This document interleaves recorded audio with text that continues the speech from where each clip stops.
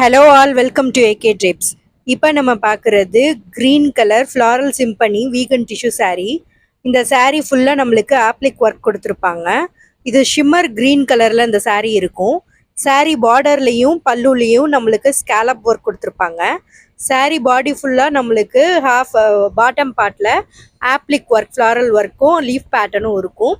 இந்த oblique work மேலே நம்மளுக்கு பீட்டா ஒர்க் பண்ணியிருப்பாங்க. அண்ட் சாரியோட பல்லு ஃபுல்லாக beta work with oblique work பண்ணியிருப்பாங்க.